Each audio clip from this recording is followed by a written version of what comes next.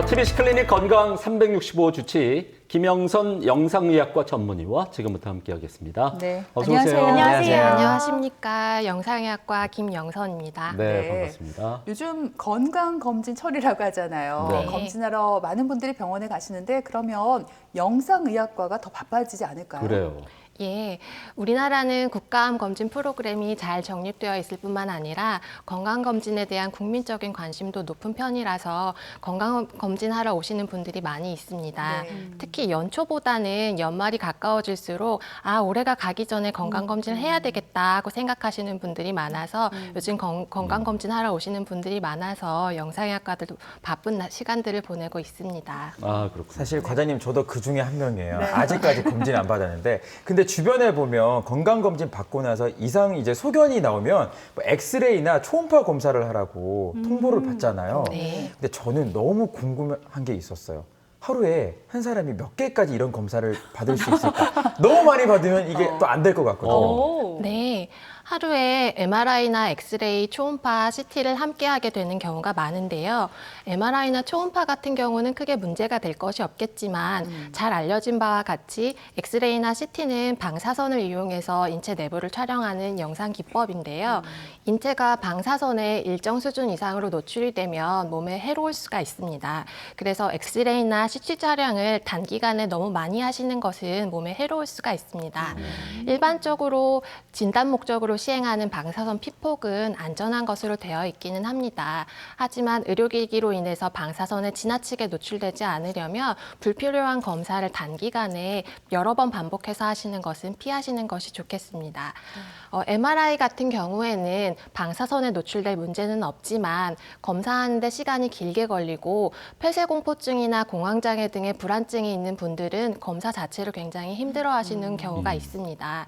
초음파는 고주파수의 음파를 이용해서 검사하는 방법으로 태아 초음파도 있을 만큼 인체에 무해한 검사이지만 초음파의 특성상 뼈나 공기가 많은 부분은 투과할 수가 없기 때문에 초음파로 볼 수 있는 장기가 한정적이라는 한계가 있습니다. 그러다 보니 내가 검사하고자 하는 장기에 따라서 적합한 검사를 하기 위해서 하루에 엑스레이, CT, 초음파, MRI 이렇게 여러 가지 검사를 하시게 되는 거죠.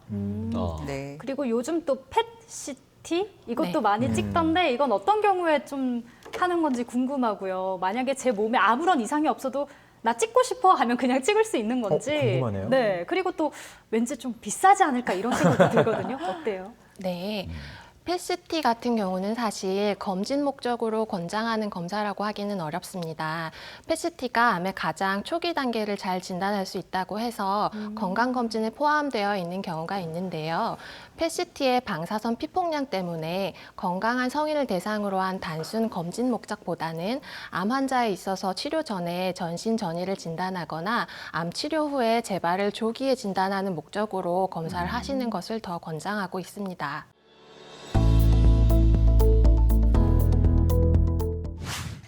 세계에서 가장 흔한 여성암, 유방암. 유방암은 소득 수준이 높을수록 발생률도 높은 것으로 알려져 있는데요. 국내에서도 유방암 급증에 따라 사망률이 지속적으로 증가하고 있지만 전 세계 다른 나라와 비교해 사망률은 매우 낮은 편입니다. 그 이유는 적극적인 건강검진에 의한 조기 진단 비율 상승과 유방암의 특성에 맞는 표준화된 치료법을 적극적으로 적용한 결과인데요. 젊은 여성에게는 유방 촬영보다는 주기적으로 유방 자가검진을 하시거나 만져지는 혹이나 유두 분비물 등의 증상이 있는 경우에 유방 초음파를 시행하게 됩니다. 유방암 검진의 기본 검사인 유방 촬영술로 조기 검진을 통해 유방암을 예방하는 법, 지금부터 알아봅니다.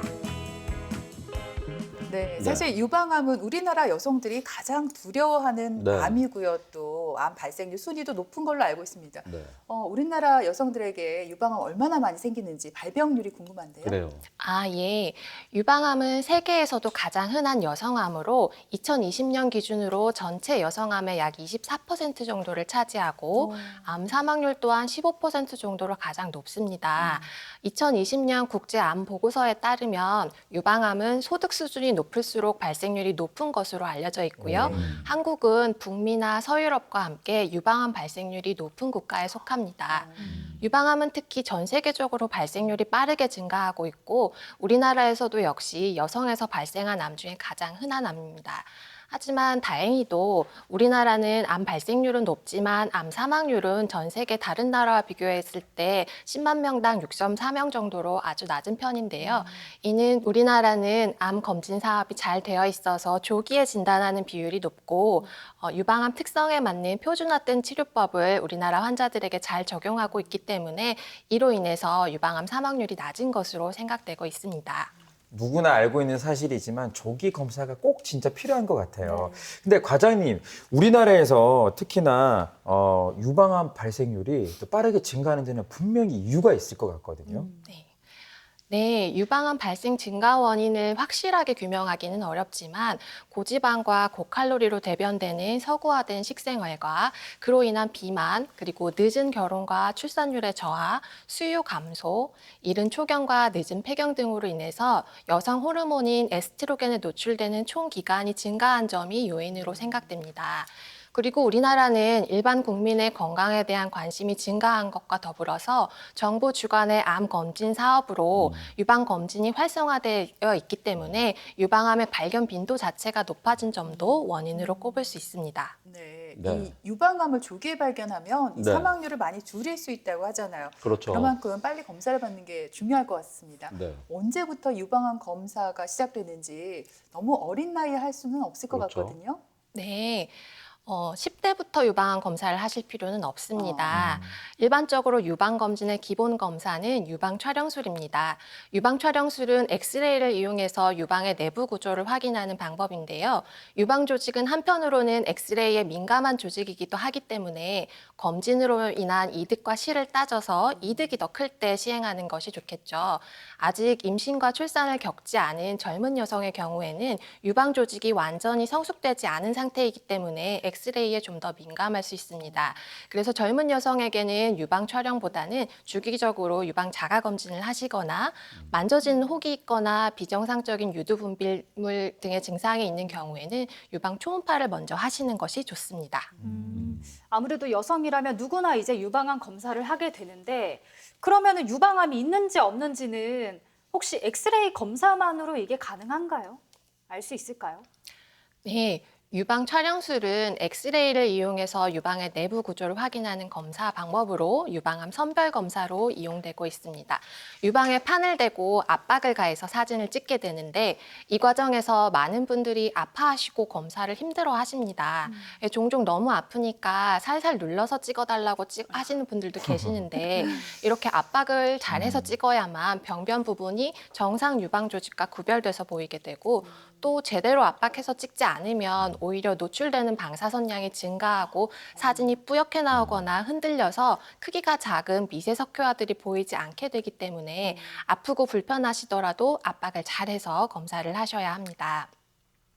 하지만 검사자의 나이나 유방 내부 구조에 따라서 유방 촬영술 이후에 추가 검사가 필요한 경우도 있고요.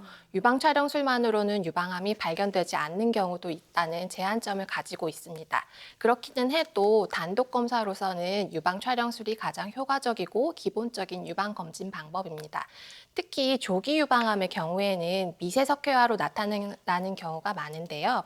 미세석회화는 유방 초음파에서는 잘 보이지 않고 유방 촬영술에서 가장 잘 찾아낼 수 있습니다. 아, 그렇군요. 네. 지금 그 조기 유방암을 이렇게 말씀을 해주셨는데, 조기 유방암이면은 어릴 때 이렇게 발견되는 걸 말하는 건지, 아니면은 병세가 좀 일찍 발견하게 된다는 그런 뜻인지 궁금하네요. 일찍 발견하는 것을 말합니다. 네. 네, 일반적으로 다른 암들과 같이 유방암도 암 종괴의 크기나 임파선 전이 여부, 전신 전이 여부에 따라서 병기를 나누게 되는데요. 조기 유방암은 수술로 해결하지 못하는 전이성 또는 진행성 유방암과 달리 대부분 유방이나 겨드랑이 림프절에 암이 국한되어 있어서 수술 같은 국소적인 치료로 완치가 가능한 단계의 암입니다. 건강검진의 목적이 바로 암을 조기에, 즉 완치가 가능한 단계에 발견하는 것입니다. 그리고 이제 어떤 분 같은 경우에 어느 날 이제 좀 가슴이 아파서 병원에 갔는데 치밀 유방이라는 얘기를 들었대요. 근데 우리나라 여성들 같은 경우에 치밀 유방이 많다고 하더라고요. 이게 어떤 건가요? 뭐 유방에도 이게 종류가 있는 건가요?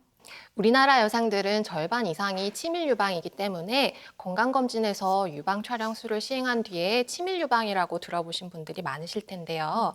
유방은 크게 유선 조직과 지방 조직으로 구성이 되어 있는데 유방 촬영 사진에서는 지방 조직은 까맣게 유선 조직은 하얗게 보이게 됩니다.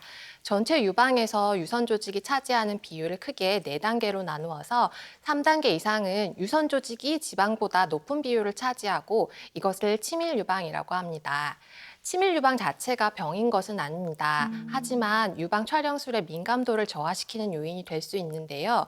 유방암 종괴도 유방 촬영 사진에서는 하얗게 보이게 되는데 치밀 유방은 유선 조직이 많아서 유방 촬영 사진이 전반적으로 하얗게 보이기 때문에 유방암 종괴가 유선 조직에 겹쳐서 구별이 잘 되지 않는 경우가 많습니다. 그래서 이런 경우에는 종괴를 잘 볼 수 있는 유방 초음파 검사를 함께 시행하시는 것이 좋습니다.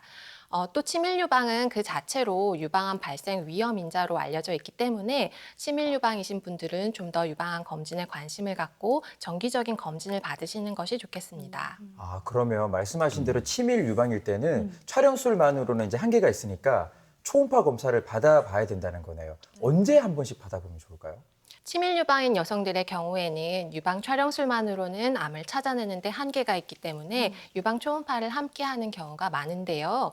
여성들이 폐경 이후에는 유선 조직이 지방과 섬유 조직으로 퇴화하면서 이전에는 치밀 유방이었던 여성들도 점점 더 지방형 유방에 가까워질 수도 있습니다.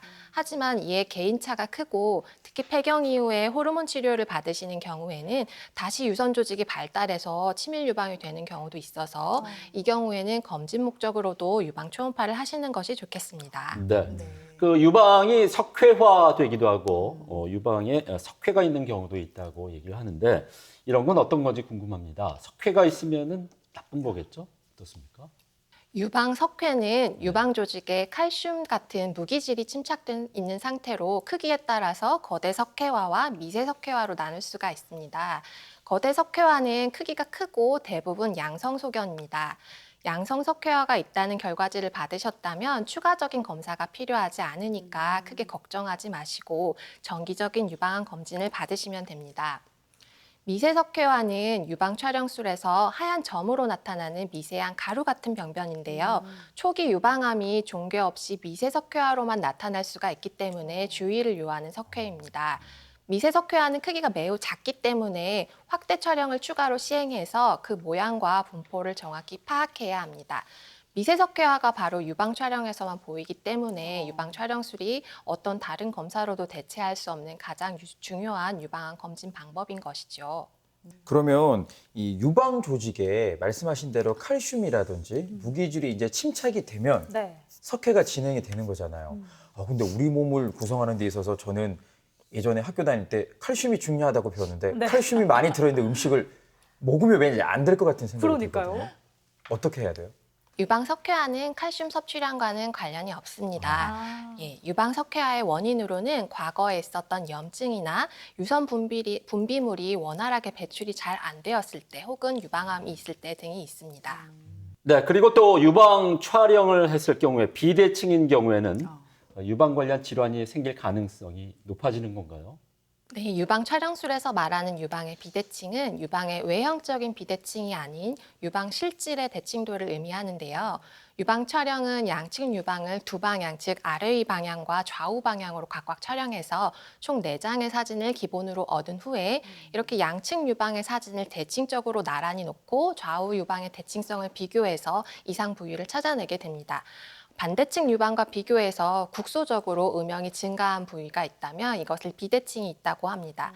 물론 개인차가 있고 정상적으로도 유방이 비대칭적으로 발달할 수도 있지만 이런 비대칭 병변이 보이면 그 내부에 진짜 병변이 숨어 있을 가능성도 있기 때문에 그 부위에 대해서 유방 초음파 같은 추가적인 검사를 해서 확인을 해야 합니다. 그렇다면 이 유방 초음파가 유방암을 찾아내는 최종 검사인지 궁금합니다. 아무리 작은 종양도 초음파를 보면 다 발견할 수 있는 건가요?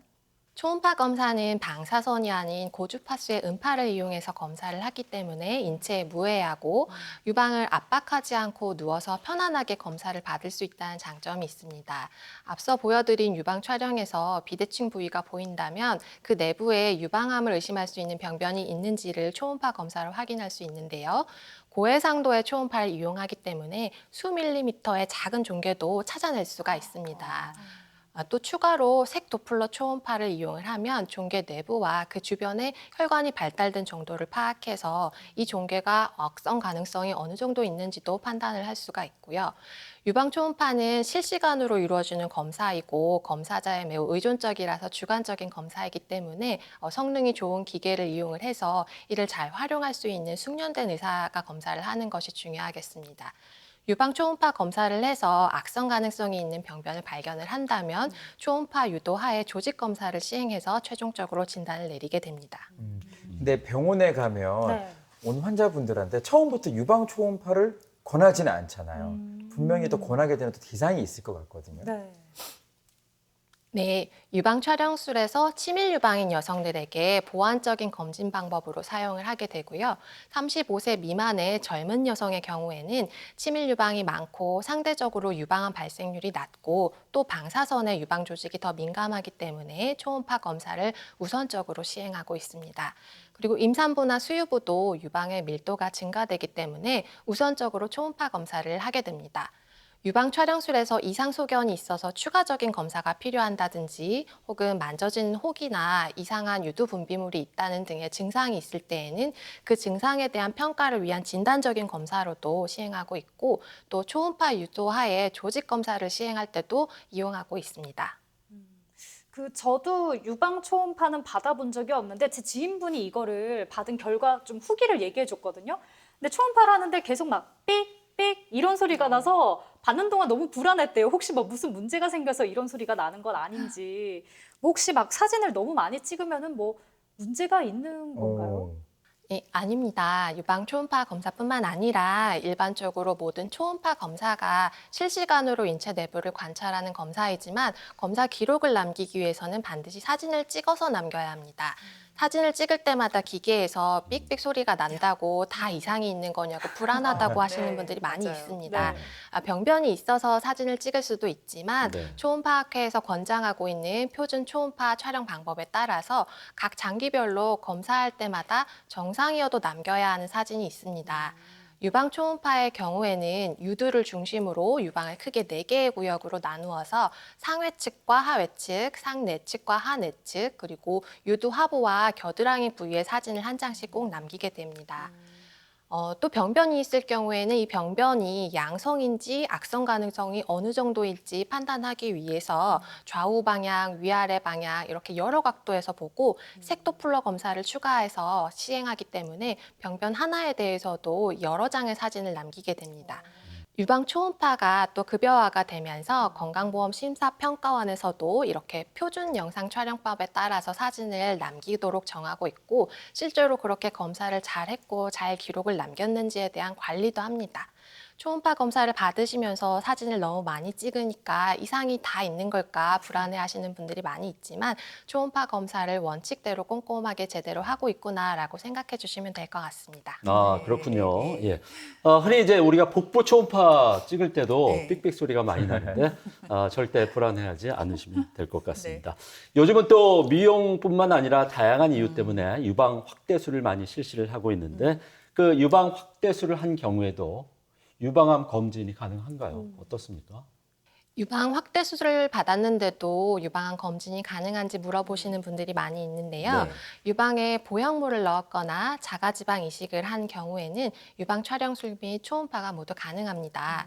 일반적으로 유방 보형물은 대흉근 아래쪽이나 유선 조직 아래쪽에 넣게 되기 때문에 보형물이 유선 조직을 가리지 않습니다. 그래서 유방암 검진에 문제가 되지는 않는데요. 보형물 파열 같은 합병증 경우에도 유방 초음파로 진단할 수가 있습니다.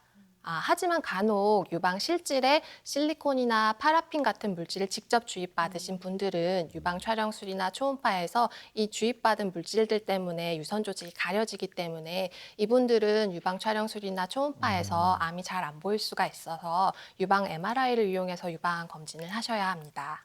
네, 그렇군요. 네. 주변에 보면 유방 촬영술 너무 힘들다는 네. 분들이 많습니다. 이 촬영할 때 느끼는 고통은요, 정말 남자분들은 전혀 알 수가 아, 없고요. 그러게요. 그렇죠. 겪어보지 않은 분들은 모르실 겁니다. 그렇습니다. 와, 그 검진실 앞에만 가면 한숨부터 나오거든요. 네. 이거 빼고 초음파만 받으면 안 될까요? 네, 안 됩니다. 안 네. 되나요? 입맛대로 안 그렇게 하면 안 되겠죠?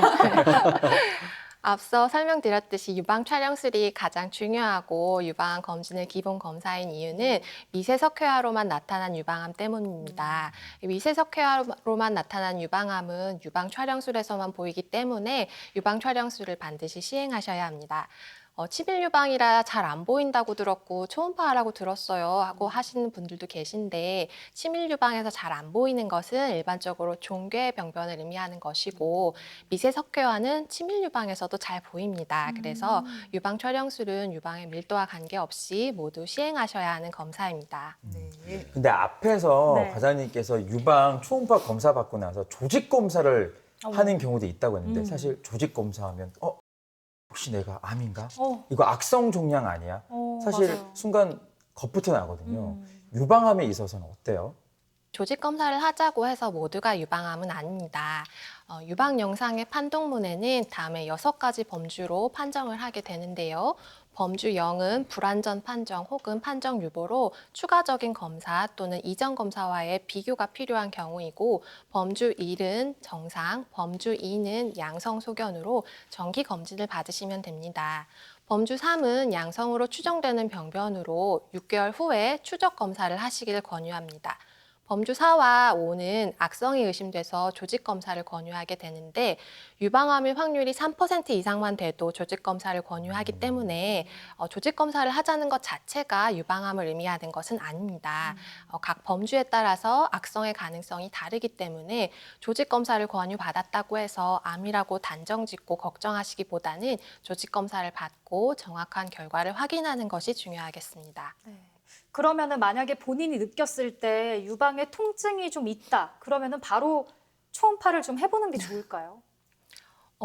흔한 유방암의 증상을 알아보면 만져지는 혹이 있거나 한쪽에서만 나오는 혈성 유두 분비물 등의 비정상적인 유두 분비물, 새로 생긴 유두 함몰이나 유방의 피부 변화, 겨드랑이 멍울 이런 것들이 있습니다. 이런 증상이 새로 생기거나 점차 심해질 때 유방암을 의심할 수 있고 이럴 때는 즉시 전문의의 진찰을 받고 적절한 검사를 시행해야 되겠습니다. 유방의 통증 같은 경우에는 가장 많이 호소하는 유방의 증상으로 유방암이 아닐까 하는 두려움으로 병원에 오시게 되지만 실제로 유방통이 있는 환자에서 유방암이 동반될 가능성은 2% 내외로 매우 낮습니다. 임상적으로 유방통은 3가지로 나눌 수가 있는데 주로 젊은 연령에서 생리 주기에 따라 즉 생리 전에 유방이 부풀면서 아프고 생리 후에 호전되는 특징적인 영상을 보이는 주기적인 유방통이 약 70% 정도로 가장 많이 차지합니다. 중년의 여성에서 원인을 알 수 없는 비주기적인 유방통이 약 20% 정도를 차지하고요. 나머지 10% 정도는 흉통이나 갈비뼈 골절로 인한 통증, 그리고 허혈성 심장질환과 같은 유방의 통증이 아닌데 유방통으로 오인하는 경우입니다. 유방통은 대부분은 특별한 치료를 권하지는 않습니다. 영상 검사를 통해서 유방암 및 기타 유방 질환이 없다는 것이 확인되면 심리적으로 안정돼서 호전이 되는 경우가 많고요. 하지만 일상생활에 지장을 줄 정도의 심한 통증은 식이요법이나 약물요법을 시행하기도 합니다. 식이요법으로는 커피나 홍차, 초콜릿, 콜라 같은 카페인이 많이 들어있는 음식은 피하시는 것이 좋겠고요. 지방질을 적게 섭취하고 요오드가 많이 함유되어 있는 미역이나 다시마 등의 음식을 섭취할 것을 권장하고 있습니다. 약물요법으로는 비타민 E나 호르몬 제제, 그리고 진통제나 이뇨제 등을 사용하기도 하는데 이런 약물요법은 주의가 필요하기 때문에 꼭 전문의의 처방을 받아야 하겠습니다. 오늘 이렇게 유방암 검진에 대한 소중한 정보 함께 알아봤습니다. 네. 오늘 좋은 말씀 감사드립니다. 고맙습니다. 고맙습니다. 고맙습니다.